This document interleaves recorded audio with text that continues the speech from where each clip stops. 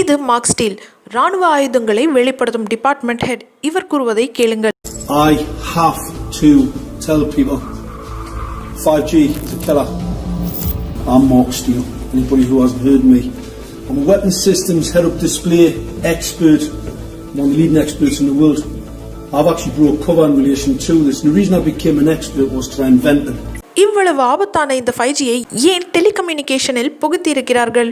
ஓர் வண்டியை துளையிட்டு உருக்கும் அளவிற்கு இதனுடைய கதிர்கள் இருக்கின்றன. ஒரு உயிரோடு இருக்கும் மரத்தை கூட உள்ளிருந்து வேக வைக்கும் அளவிற்கு இதனுடைய கதிர்கள் இருக்கின்றன.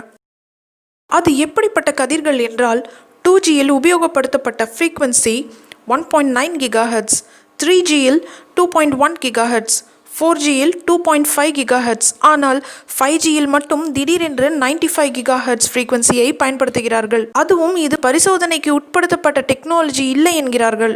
இந்த 5G செயல்படுத்த வேண்டும் என்றால் அது எல்லா இடங்களிலும் இதனுடைய டவர்களை பொருத்த வேண்டும். ஒவ்வொரு வீட்டிற்கு முன்னாலும் ஓர் ஆண்டனாவை பொருத்த வேண்டியிருக்கும் என்கிறார்கள். அது ஏனென்றால் இப்பொழுது இருக்கும் டவர்கள் எல்லாம் பில்டிங்ஸ், மரங்கள் இவைகளை ஊடுருவி கதிர் வலைகளை அனுப்ப முடியவில்லையாம். அதனால் இவர்கள் கண்டறிந்த இந்த புதிய டெக்னாலஜியை ஒவ்வொரு வீட்டிற்கும் ஒரு ஆண்டனாவை பொருத்தி உங்களுக்காக அதிவேக இன்டர்நெட்டை நாங்கள் கொடுக்கிறோம் என்று கூறுகிறார்கள். அது எப்படிப்பட்ட வேகம் என்றால் ஒரு செகண்டில் 1 GB டவுன்லோட் செய்யும் அளவிற்கு இருக்கும் என்கிறார்கள். 5G is a weapon. It's used by the military. Do you know these 5G millimeter wave technologies are used to scatter crowds? இந்த 5Gயில் உபயோகப்படுத்தப்படும் மில்லிமீட்டர் வேவ் கதிர்கள் மிலிட்டரியால் கூட்டம் கூட விடாமல் தடுப்பதற்காக போராட்டம் செய்யும் மக்களின் மீது பயன்படுத்த கண்டறியப்பட்ட ஆயுதமாகும். இதை ஆக்டிவ் டினைல் சிஸ்டம் அல்லது கிரவுட் டிஸ்பர்சல் என்று அழைப்பார்கள்.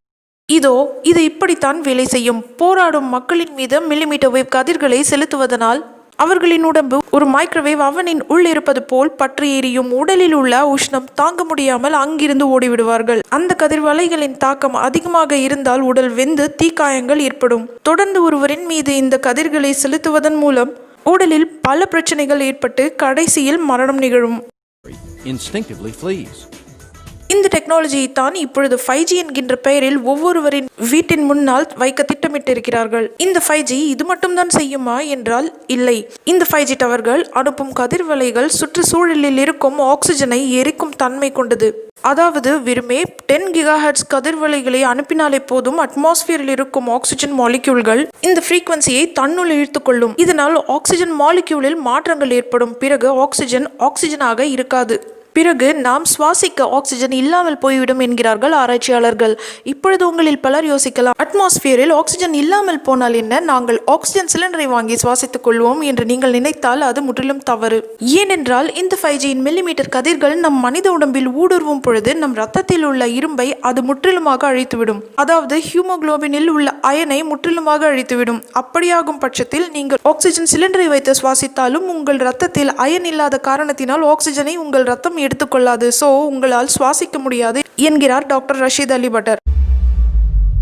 The 5mm 60 Hz frequency and the detrimental effects it has on the human system, actually not just the human system, on any living system, this radio frequency electromagnetic fields do.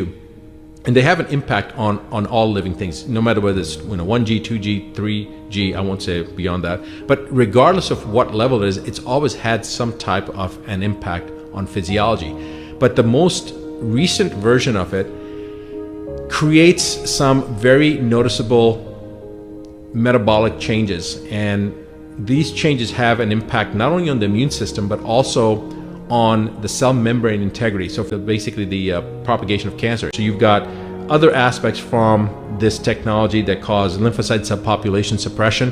You have the hypoxic type injury components that people have been able to observe, which is secondary to the apparent disassociation of iron from the hemoglobin. So hemoglobin is the oxygen carrying capacity of the blood. So when you pull the iron away from it, it actually causes the disruption. So the blood can't carry the same amount of oxygen, and the list just goes on and on. There's so many things that we don't even understand yet how it affects the human system. Or whenever I say human system, it's actually affecting all living systems.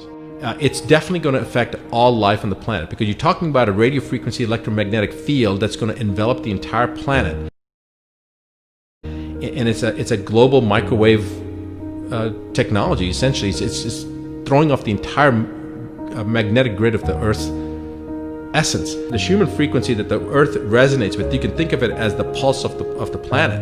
It's being disrupted. இது மட்டுமல்லாமல் நம் பூமியின் magnetic ஃபீல்டை இந்த 5G தடுமாற்றம் அடைய செய்யும். இந்த மேக்னெட்டிக் ஃபீல்ட் டிஸ்டர்பன்ஸ் ஏற்படுவதனால் பூமியில் உள்ள அனைத்து உயிரினங்களுக்கும் அது பல வகையில் பாதிப்பது மட்டுமல்லாமல் இந்த 5G ஃப்ரீக்வன்சி பூமியின் வானிலை மாற்றங்களை ஏற்படுத்தும். இப்பொழுது ஹார்ப் செய்யும் அதே வேலையை இந்த 5G செய்யும்.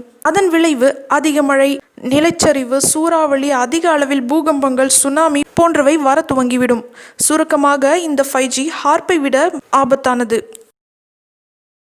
And now you're talking about other implications that could be not just how it's going to affect life, but what it's going to do to weather patterns, what it's going to do to the morphological structure and the configuration of the planet itself. So you're going to start seeing more natural disasters. You're going to start seeing all sorts of landslides like this. You're going to see earthquakes.